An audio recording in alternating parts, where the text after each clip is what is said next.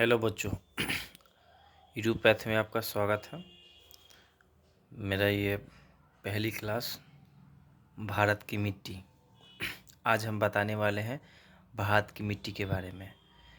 मृदा शब्द की उत्पत्ति लैटिन भाषा के सोलम शब्द से हुई है, जिसका अर्थ होता है फर्श। मृदा का अध्ययन पोडोलॉजी कहलाता है।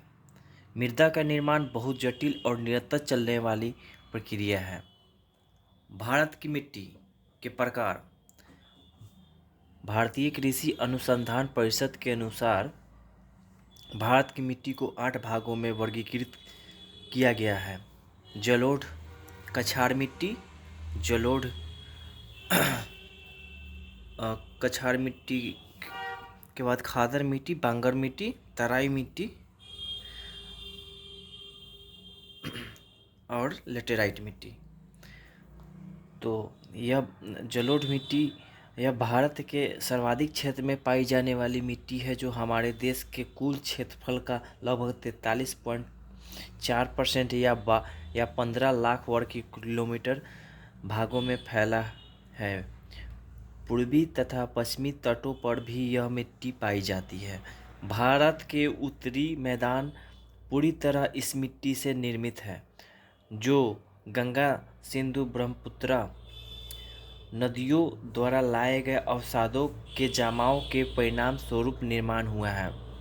जलोढ़ मिट्टी की विशेषता है कि सबसे उर्वर मिट्टी चूना तथा पोटास युक्त, लेकिन नाइट्रोजन व फास्फोरस की कमी तथा कार्बनिक पदार्थों की अधिकता होती है। फसल चावल, गेहूं, गन्ना, जूट, कपास के लिए उपयुक्त। क्षेत्र मतलब कौन सी क्षेत्र में पाया जाता है? पंजाब, हरियाणा, राजस्थान का पूर्वी भाग, गुजरात, उत्तर प्रदेश, बिहार, पश्चिम बंगाल, असम घाटी, तमिलनाडु, उड़ीसा। संरचना और संगठन के आधार पर इसे 3 भागों में विभाजित किया गया है: खादर मिट्टी, बांगर मिट्टी, तराई मिट्टी। नई जलोढ़ मिट्टी को खादर मिट्टी यानी वेटलैंड कहा जाता है। यह बहुत उपजाऊ मिट्टी होती है, क्योंकि यह मिट्टी प्रत्येक वर्ष बाढ़ द्वारा लाई गई मिट्टी होती है।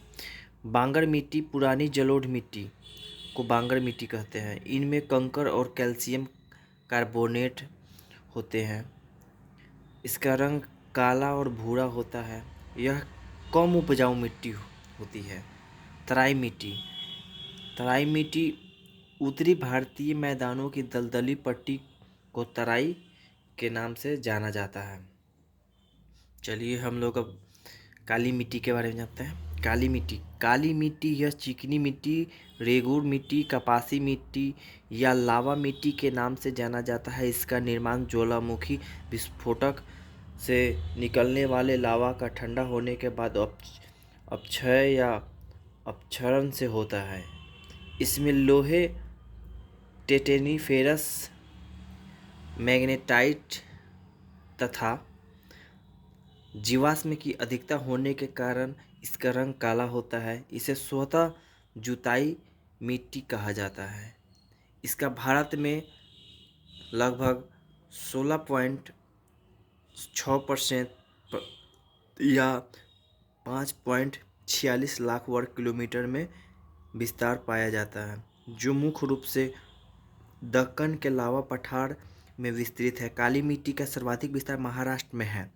इसके अलावा केरल, मध्य प्रदेश, आंध्र प्रदेश, कर्नाटक, तमिलनाडु आदि राज्यों में भी यह पाई जाती है। इस मिट्टी में जल धारण करने की सर्वाधिक क्षमता होती है। इस मिट्टी में लोहा, चूना, एल्युमिनियम तथा कैल्शियम प्रचुर मात्रा में पाया जाता है। काली मिट्टी में कपास, तिलहन तथा सब्जियों की खेती होती है। अब लाल मिट्टी रेड सॉइल। इस मिट्टी में लौह ऑक्साइड क्रिस्टलीय लाल होता है। जब इस मिट्टी में जल मिलाते हैं तब इसका रंग पीला हो जाता है, जिसके कारण इसे लाल तथा पीली मिट्टी के नाम से जाना जाता है। यह लगभग 5.18 लाख वर्ग किलोमीटर क्षेत्र में फैली है। यह मिट्टी अम्लीय प्रकृति की होती है। इसमें नाइट्रोजन, फास्फोरस और ह्यूमस की कमी होती है, जिसके कारण यह कम उपजाऊ होती है। यह मिट्टी प्रायद्वीपीय क्षेत्र में पाई जाती है। इस प्रकार की मिट्टी में बाजरा, मूंगफली, आलू की उपज अधिक होती है तथा सिलिका ऑक्साइड की कमी होती है। अब आते हैं 4 नंबर, लेटेराइट मिट्टी। इस मिट्टी का अध्ययन सर्वप्रथम 1905 ईस्वी में एफ बुकानन के द्वारा किया गया। यह उष्णकटिबंधीय क्षेत्रों में पाई जाती है और अक्सर मेफिक आग्नेय आधार शैल पर विकसित होती है। इस मिट्टी का विस्तार भारत में 1.26 लाख वर्ग किलोमीटर क्षेत्र में फैला है। जब इस मिट्टी में पानी उपस्थित होता है तो यह कोमल परंतु सूख जाने पर यह बहुत अधिक कठोर हो जाती है। इस मिट्टी में लौह ऑक्साइड तथा एल्युमिनियम की प्रचुर अधिक होती है एवं सिलिका ऑक्साइड की कमी होती है। लेटेराइट मिट्टी की चाय, इलायची, काजू एवं कॉफ़ी की खेती के लिए सर्वाधिक उपयुक्त होती है तथा सिलिका ऑक्साइड की कमी होती है। यह मिट्टी पश्चिमी घाट, कर्नाटक, तमिलनाडु, उड़ीसा, छोटा नागपुर का पठार और उत्तर पूर्वी राज्यों में विस्तृत है। इन क्षेत्रों का तापमान उच्च रहता है। मरुस्थलीय मिट्टी या फिर मृदा भी बोल सकते हैं। इस मिट्टी का वितरण हमारे देश के कुल क्षेत्रफल के लगभग 1.42 लाख वर्ग किलोमीटर में है। हवा तथा तापमान के द्वारा होने वाली अपक्षय क्रिया के कारण इनका निर्माण होता है। इस मिट्टी में ह्यूमस तथा नाइट्रोजन की कमी लेकिन फास्फोरस की अधिकता। इस मिट्टी का क्षेत्र पंजाब, हरियाणा तथा दक्षिणोत्तर भाग, पश्चिमी राजस्थान व कच्छ के रंग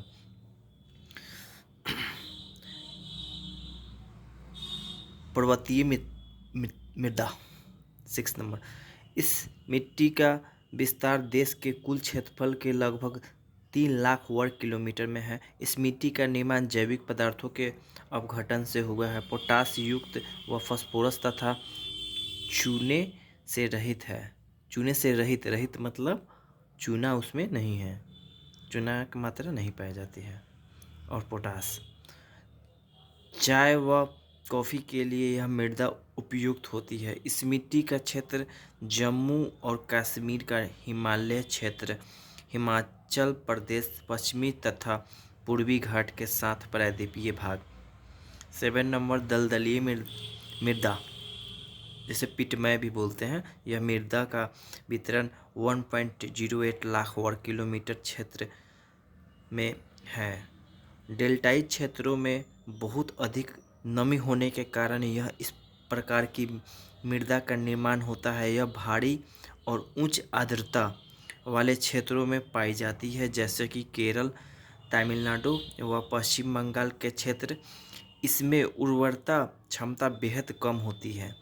इस मिट्टी का क्षेत्र गंगा, ब्रह्मपुत्र, महानदी, गोदावरी, कृष्णा, कावेरी व अन्य नदियों के डेल्टाई क्षेत्र में है। Thank you. आज के लिए बस इतना ही। Next time next topic.